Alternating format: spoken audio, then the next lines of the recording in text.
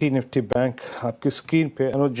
Nifty bank की तो खैर हम चर्चा कर ही चुके हैं, बट स्टिल निफ्टी का ये behaviour, typical expiry day impact, कह सकते हैं कि अंत में आके आप इसे एक शब्द कह सकते हैं रेंज बाउंड, है ना। कैसे अप्रोच करना है इस क्लोजिंग को और कल के लिए व्यू क्या होगा अनुज?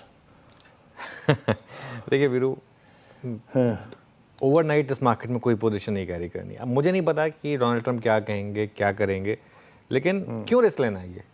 अब आज भी देखिए, आप ओवरनाइट रिस्क नहीं कैरी किया। आज सुबह मार्केट मोर और लेस 30-35 पॉइंट के ऊपर खुला था। उसके बाद इंट्राडे में मार्केट ने आपको अच्छी ट्रेड दी, वो आई थिंक लोगों ने प्ले भी की होगी। उसके बाद दूसरी तरफ का भी मूव ज़बरदस्त आया।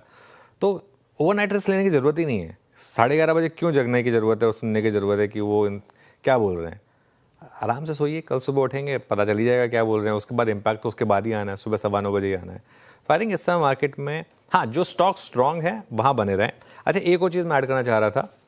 ऑटो स्टॉक्स में मुझे लग रहा है कि अब ना आपको थोड़ी सी यहाँ पर प्रॉफिट बुकिंग करनी चाहिए। हम लगातार 1 महीने से ऑटो पे पॉजिटिव व्यू रख रहे थे। आज सुबह मैंने एक व्यू ये लिया था कि अब यहाँ पर पार्शियल प्रॉफिट बुकिंग करें, या एक बार चाहें तो प्रॉफिट बुकिंग भी करें, क्योंकि अब जीएसटी कट में जो मर्जी आए, मार्केट बेस्ट केस आउटकम को प्राइसिंग कर चुका है। अब उसके बीच में हालांकि वो रॉयटर्स की खबर मुझे पता नहीं कितने हद तक सही है या नहीं है, लेकिन अगर इस तरीके के बीच बीच में अगर चेंजेस हो गए विद इन दैट, तो वो कहीं ना कहीं थोड़ा सा नेगेटिविटी भी ला सकते हैं। अगर पूरी तरह से क्लीन जीएसटी कट भी आ गया तो भी मुझे लग रहा है कि एक बार के लिए सेलो न्यूज़ होगा, क्योंकि ये स्टॉक्स इतना चल चुके हैं। आप मारुति का चार्ट देखिए, आप हीरो का चार्ट देखिए, एक बार इनके सबके चार्ट्स देखिए। आप आज के नहीं, सिर्फ एक महीने के इनके चार्ट्स देखिए। एक महीने में ये स्टॉक्स इतने चले हैं। एक महीने में मारुति 20% ऊपर है, एक महीने में हीरो मोटोकॉर्प आई थिंक 15% ऊपर होगा। तो ये स्टॉक्स में मुझे लग रहा है कि अब ना आपको थोड़ा प्रॉफिट घर लेके जाना चाहिए। उसके बाद लोअर लेवल पर अगर ये आएंगे स्टॉक्स, तो वापस री एंट्री का मौका होगा।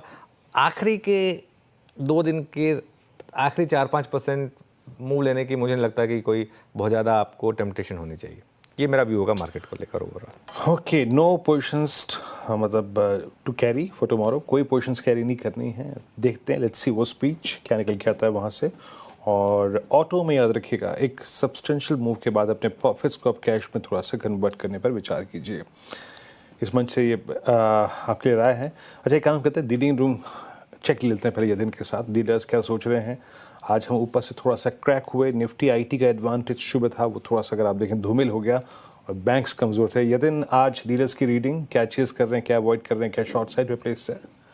तो थोड़ा रिस्की ट्रेड ऑब्वियसली डीलर्स ले रहे हैं, तेजी की तरफ के सौदे। और स्पेसिफिकली सेल की बात करें तो ये काउंटर है जो उनको पसंद आ रहा है। मेटल्स में इन जनरल उनको लग रहा है ट्रेंड थोड़ा पॉजिटिव हो चला है, और इसीलिए जो डोमेस्टिक म्यूचुअल फंड बाइंग है उनको लगता है कि इसके कारण शायद स्टॉक में मोमेंटम जारी रहे, और 124-25 तक के टारगेट्स के लिए वो सितंबर फ्यूचर्स की खरीदारी की एडवाइस अपने क्लाइंट्स को दे रहे हैं।